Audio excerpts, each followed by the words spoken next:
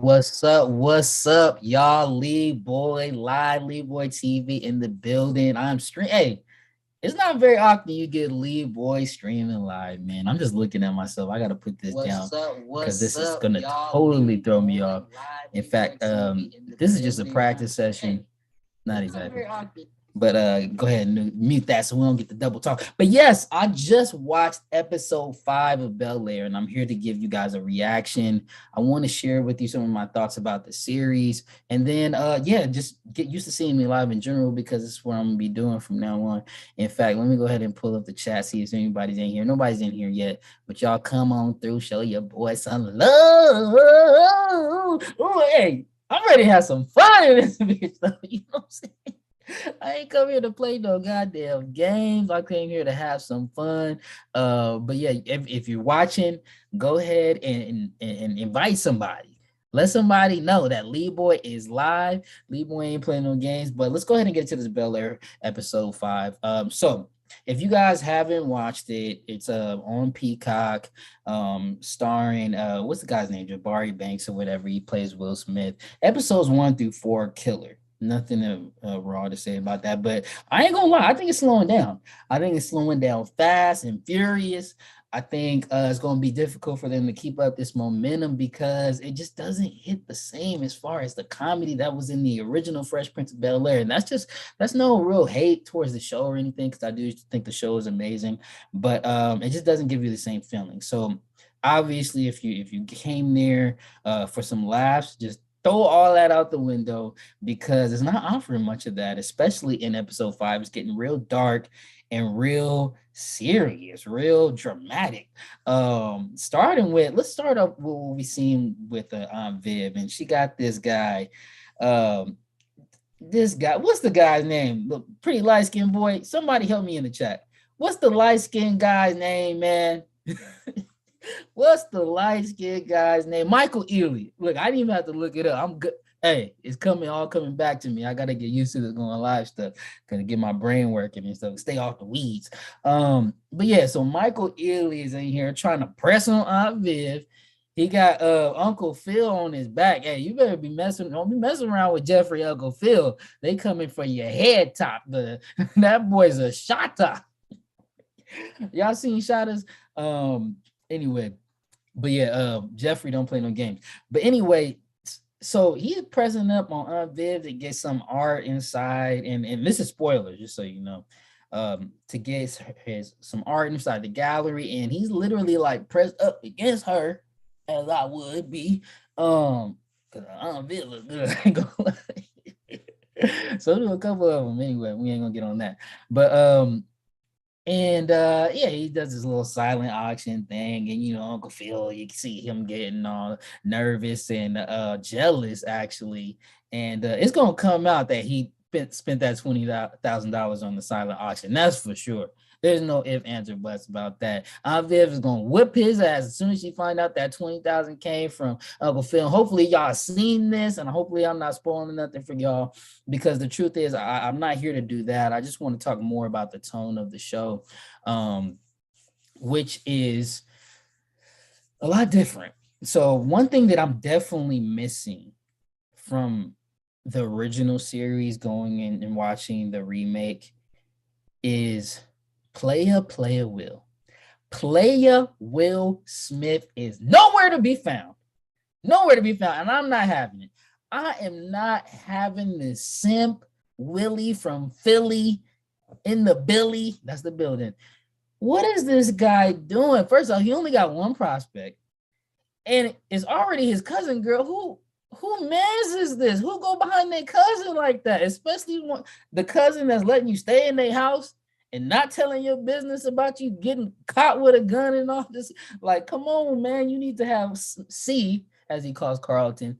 C need to be your ally, man. I don't know why he is pressed up so much on Lisa, and it just really bothers me. It just bothers me. And the actress name is Simone Jones, Joy Jones, and she's the reimagined Nia Long. If y'all seen the Prime Nostalgia podcast, y'all know how I feel about Nia Long. This ain't it, man. This ain't it. Come on. Come on, man. They playing. They think we ain't seen the first show.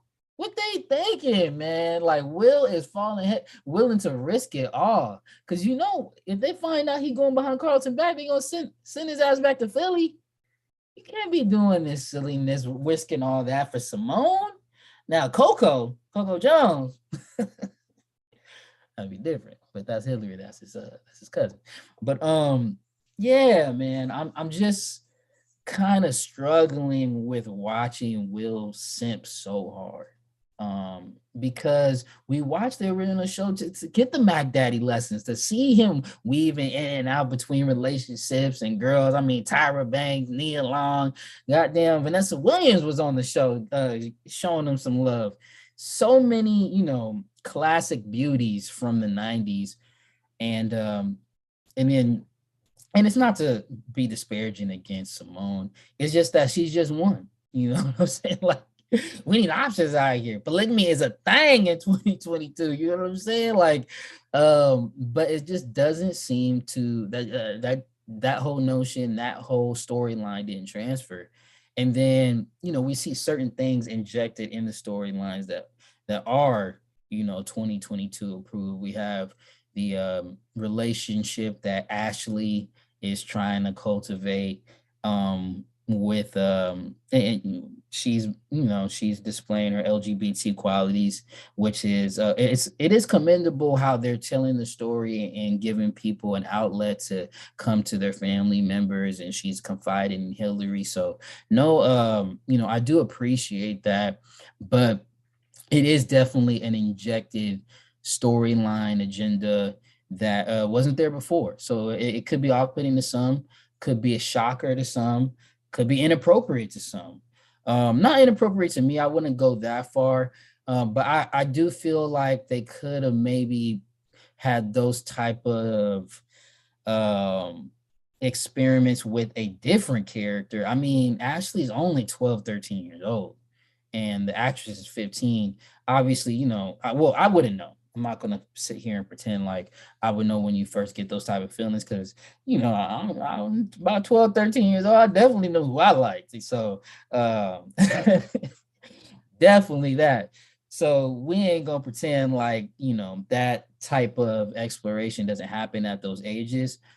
But it does make me a little bit uncomfortable. Just a little bit uncomfortable knowing that they're introducing this to certain ages, certain age groups.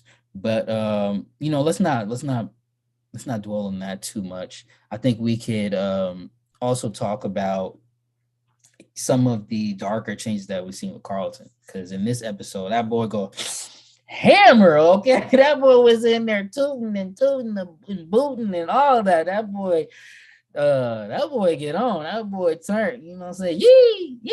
I used to be part of the lifestyle. Now no more. Not no more. I done got too many bad tattoos messing around with the I mean, you know what I'm saying? But Carlton need to calm the hell down. I mean, every time he get just a little bit perturbed, a little bit of anxiety, a little bit shaking up, that boy shaking the body.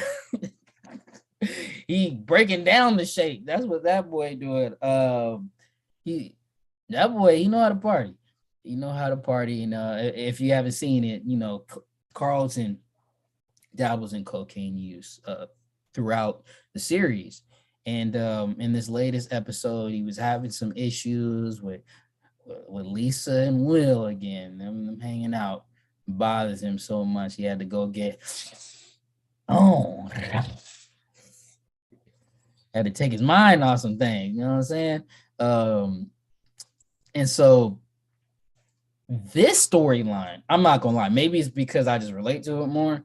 I appreciate that injection of 2022 culture. Actually, I think cocaine kind of is out now. I don't really know. I don't dabble, and I don't know about what the kids is doing nowadays. I think they're more on the pills. I think that would have been a little bit more realistic, but I think that was dope, because once again, it opens up a conversation for people in high school, young people that experiments with drugs, and for because they can't deal with their emotions on their own.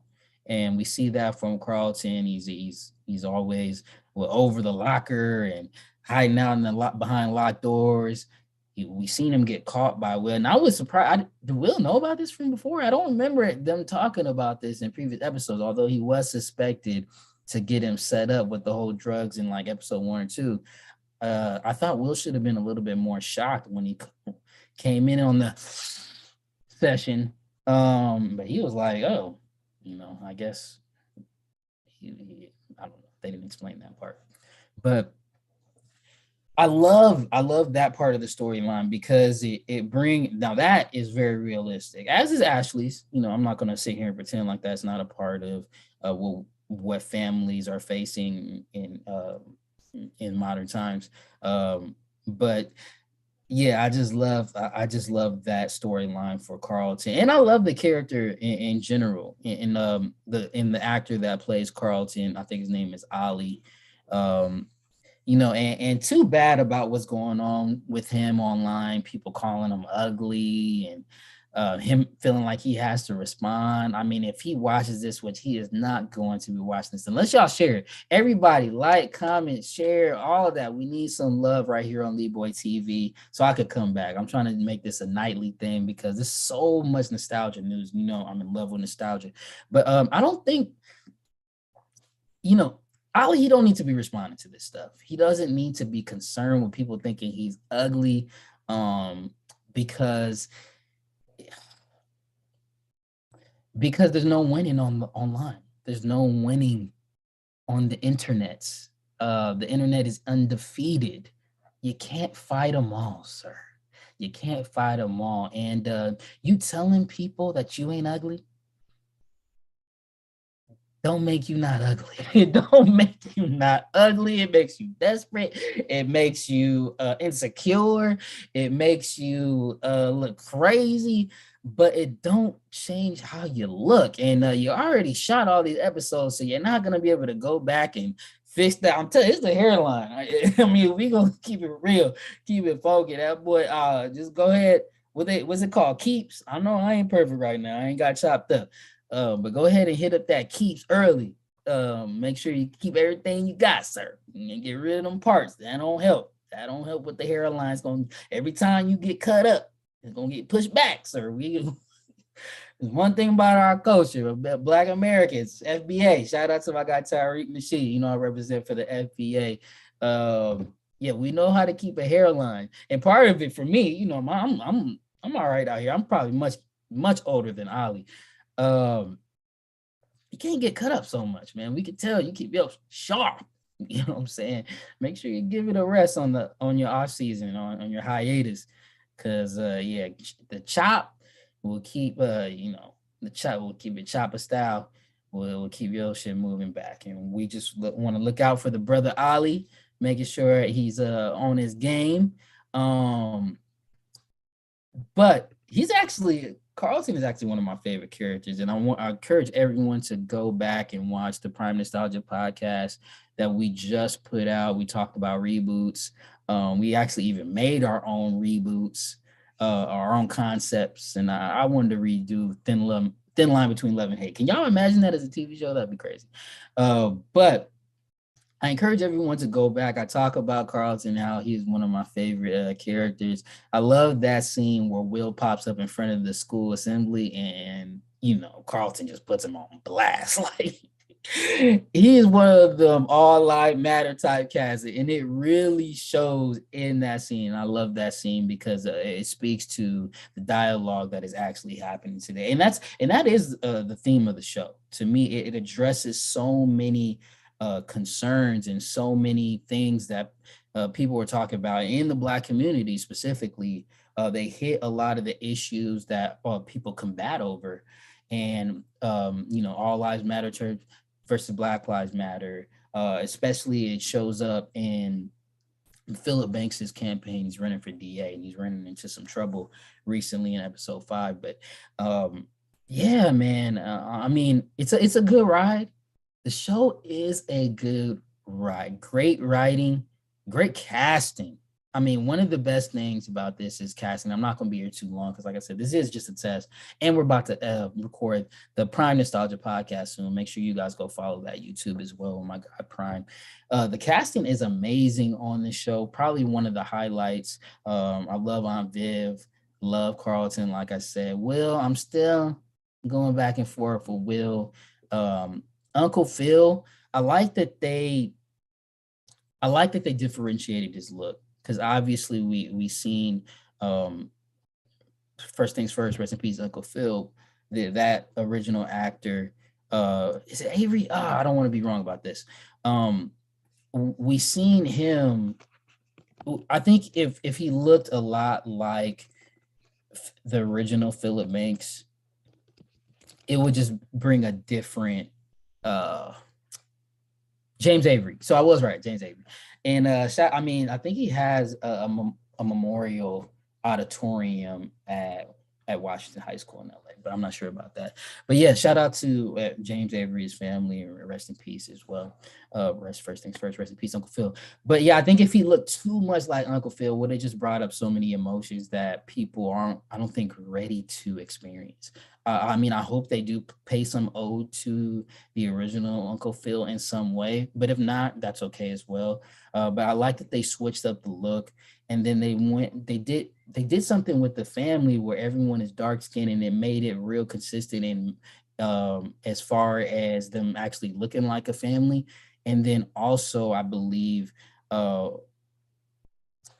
with them doing that, it really brought a level of acceptance to dark skin in these important roles. So, and that's Viv, that's Carlton, that's Uncle Phil, and for sure Coco Jones. You know, yeah, she buttered down. And she about to turn it up in episode 7. She about to turn up. Ooh, she about to turn up.